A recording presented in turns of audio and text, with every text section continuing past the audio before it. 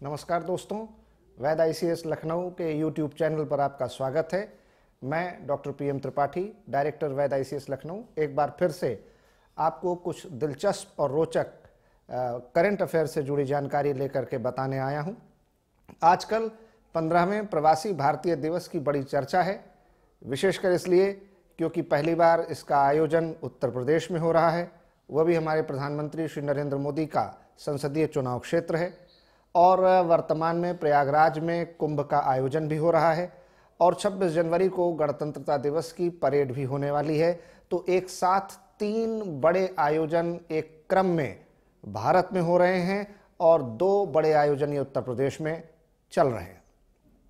कल 21 जनवरी 2019 को विधिवत 15वें प्रवासी भारतीय दिवस का शुभारंभ हो गया और आज 22 जनवरी 2019 को औपचारिक रूप से प्रधानमंत्री श्री नरेंद्र मोदी इसका उद्घाटन करेंगे, कार्यक्रम की अध्यक्षता करेंगे और उनके साथ मुख्य अतिथि होंगे मॉरिशस के प्रधानमंत्री श्री प्रेमवत कुमार जगन्नाथ। ये आपको बता दूं कि इस आयोजन में इस बार जो मुख्य अतिथि हैं उसमें नॉर्वे के सांसद भी हैं और न्यूजीलैंड के भी सांसद बतौर विशिष्ट अतिथि हैं। इसमें हमारे न्यूजीलैंड के जो एक सांसद हैं उनका नाम है श्री कमलजीत सिंह बख्शी और जो नॉर्वे के सांसद हैं उनका नाम है श्री हिमांशु गुलाटी। ये लोग विशिष्ट अतिथि के तौर पर आमंत्रित किए गए हैं। इसी के साथ 85 देशों के प्रतिभागी प्रवासी भारतीय दिवस में भाग लेने के लिए काशी वाराणसी में एकत्रित हो रहे हैं, जहां पर उनके रहने के लिए एक बड़ी टेंट सिटी का निर्माण किया गया है। मुख्य आयोजन दीनदयाल हस्तकला संकुल में किया जाएगा और कल इसका कार्यक्रम का उद्घाटन वाराणसी के गंगा घाट पर आरती से शुरू हुआ। आज प्रधानमंत्री मोदी और मॉरिशस के प्रधानमंत्री इसके उद्घाटन में मुख्य अतिथि के तौर पर मॉरिशस के प्रधानमंत्री रहेंगे और कल राष्ट्रपति श्री रामनाथ कोविंद प्रवासी भारतीय दिवस के कार्यक्रम के समापन की अध्यक्षता करेंगे। प्रवासी भारतीय दिवस क्या है? प्रवासी भारतीय दिवस वर्ष 2003 से मनाया गया, जब श्री अटल बिहारी वाजपेयी की एनडीए प्रथम सरकार थी। उस समय ये निर्णय लिया गया कि अगर भारत से बाहर बसे हुए अप्रवासी भारतीयों को देश में कुछ विशेष सुविधाएं और अधिकार दिए जाएं तो भारत को बड़ा पूंजी निवेश प्राप्त हो सकता है, भारत को बड़ी विदेशी मुद्रा में प्राप्त करने में सहयोग मिल सकता है, देश को तकनीक, प्रौद्योगिकी, प्रबंधन के क्षेत्र में आगे बढ़ने में सहायता मिल सकती है। और इस दृष्टि से एक समिति का गठन किया गया जिसके अध्यक्ष श्री LM सिंघवी थे।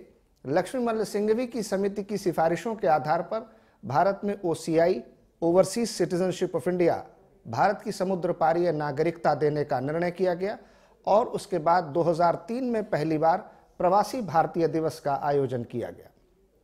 प्रवासी भारतीय दिवस का आयोजन विदेश मंत्रालय मुख्य रूप से करता है और इसमें संबंधित राज्य सरकारें सहभाग लेती हैं। जैसा कि इस बार उत्तर प्रदेश की राज्य सरकार इसमें सहभागी सरकार है और कल के कार्यक्रम में हमारे देश की विदेश मंत्री श्रीमती सुषमा स्वराज, विदेश राज्य मंत्री जनरल डॉक्टर VK सिंह और हमारे एक अन्य मंत्री राज्यवर्धन राठौड़ थे, जिन्होंने कल कार्यक्रम की उपस्थिति से कार्यक्रम को प्रारंभ किया।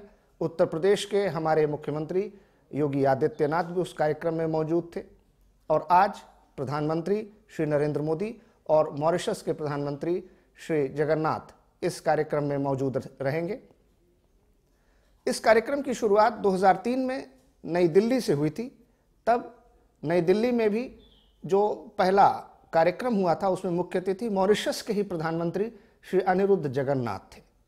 उसके बाद सन 2003 से 2013 लगातार हर साल प्रवासी भारतीय दिवस का आयोजन किया गया, लेकिन 2013 में यह निर्णय लिया गया कि अब प्रवासी भारतीय दिवस एक वर्ष छोड़ करके मनाया जाएगा और यह जो प्रवासी भारतीय दिवस का आयोजन होगा केवल भारत में सीमित न होकर के विदेश स्थित सभी भारतीय राजदूतावासों, कॉन्सुलेट कार्यालय और विदेश मंत्रालय के कार्यालयों में भी पूरे विश्व भर में आयोजित किए जाएंगे, जहां पर उस देश में रहने वाले प्रवासी भारतीयों को सहभागी के तौर पर आमंत्रित किया जाएगा और यह भी देखा जाएगा कि 1 वर्ष बाद जब अगला प्रवासी भारतीय दिवस हो रहा है तो उसमें प्रोग्रेस रिपोर्ट जारी की जाएगी कि पिछले वर्ष के प्रवासी भारतीय दिवस में जो आश्वासन, जो घोषणाएं की गई वो कितनी पूरी हुई, कितनी नहीं पूरी हुई, उसमें सफलता विफलता का क्या लेखा जोखा था, यह भी बताया जाएगा। यानी प्रवासी भारतीय दिवस मात्र एक रस्मी अलंकारिक समारोह नहीं रह जाएगा, बल्कि यह सरकार के उपलब्धियों और प्रवासी भारतीयों को क्या अन्य सुविधाएं और अधिकार दी जा सकती हैं, इसका एक मंच भी मुहैया कराएगा।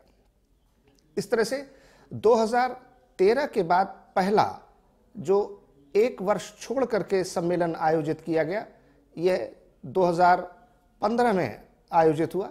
2015 चूंकि महात्मा गांधी के भारत आगमन का 100वां वर्ष भी था और इसलिए इस बार इसका आयोजन गांधीग्राम, गांधीनगर, गुजरात में हुआ। ये आपको बताते चलें, प्रवासी भारतीय दिवस के लिए प्रतिवर्ष सरकार ने 9 जनवरी की तिथि सुनिश्चित की है। प्रवासी भारतीय दिवस के रूप में 9 जनवरी का आयोजन किया जाता है। यह तिथि विशेष रूप से इसलिए चुनी गई क्योंकि 1915 में महात्मा गांधी दक्षिण अफ्रीका से भारत इसी दिन 1915 में लौटे थे और उनका पानी का जहाज गेटवे ऑफ इंडिया, जो अब मुंबई में है, वहां पर उतरा था। महात्मा गांधी के 100 वर्ष के भारत आगमन के स्मृति के सम्मान में सरकार ने 9 जनवरी को प्रतिवर्ष प्रवासी भारतीय दिवस मनाने का निर्णय लिया और उनके 100 वर्ष के आगमन पूर्ण होने पर यह आयोजन गांधीनगर, गुजरात में किया गया। 2015 के इस आयोजन में मुख्य अतिथि गयाना के राष्ट्रपति डोनाल्ड रामौतार थे और इसमें दक्षिण अफ्रीका की मंत्री मैती निकोआना विशिष्ट अतिथि के तौर पर बुलाई गई थी। इसके 1 वर्ष बाद 2017 में 14वां प्रवासी भारतीय दिवस हुआ।